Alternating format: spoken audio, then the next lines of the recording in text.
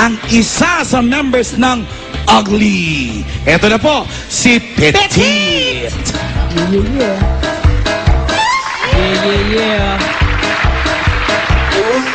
All rise.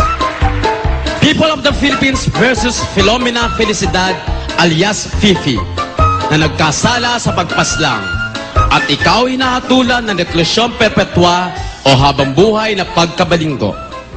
Maaari mo bang salaysay ko anong tunay na nangyayari? And timer starts now.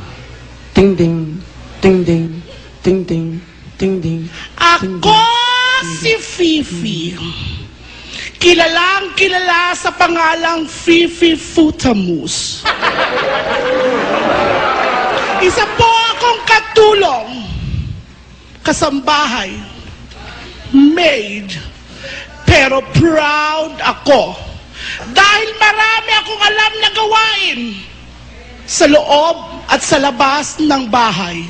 Sa loob ng bahay, kaya kong maglaba, kaya kong kumain, kaya kong magluto, kaya kong magplansya, lahat kaya ko. Sa labas ng bahay, kaya kong mag-tap ng cable, kaya kong mag-tap ng tubig, pati jumper, kaya ko yan. Kaya ibang klase ako. Dahil sa sobrang husay ko, minsan na masukan ako bilang isang kasambahay sa isang mayamang pamilya sa Ilocos. Ang bahay nila napakalaki. Ang kwarto ay 252. Madami. Bahay pa ba yun? May eskwelahan. Kalahati boarding house. Pero sa araw-araw na ginawa ng Diyos, naglilinis ako.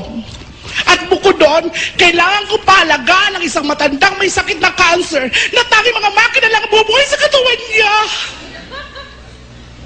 Hanggang isang araw, si Ma'am kumakain, sinasaluhan ko.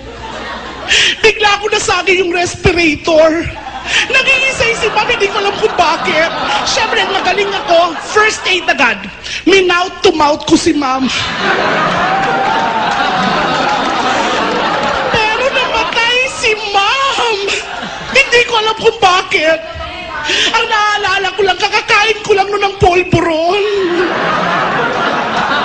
Pinalayas nila ako sa mansyon. Umiiyak ako, nalulungkot kasi minsan hindi ko napabayaan ang trabaho ko.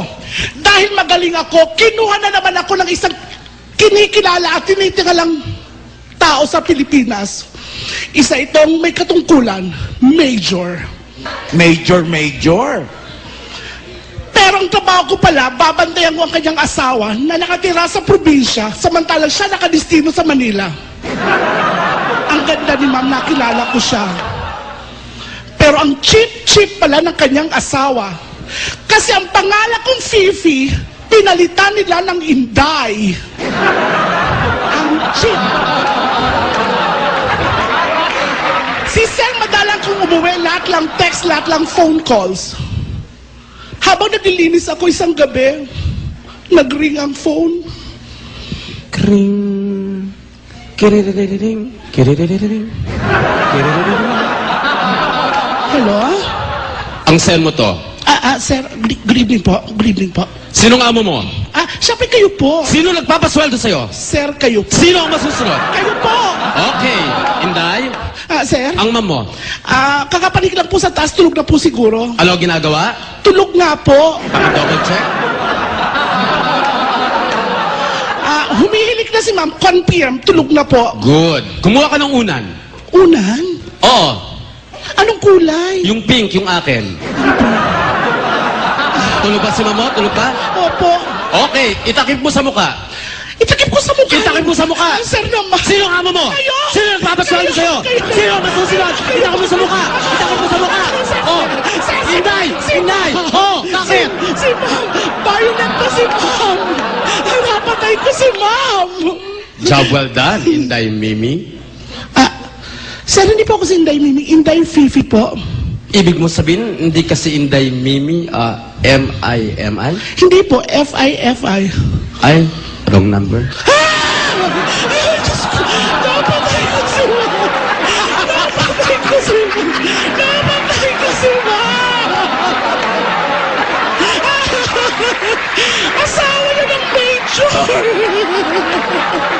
Ano sasabihin ko sa kanya? Major, wag po! Your Honor, yun pong totoo nangyari. I'm innocent! I'm not guilty. Yun ang nangyari. Ang galing ni Fifi! Ladies and gentlemen, si Petit! Lagot ka! Patay ka kay Major. Lagot ka!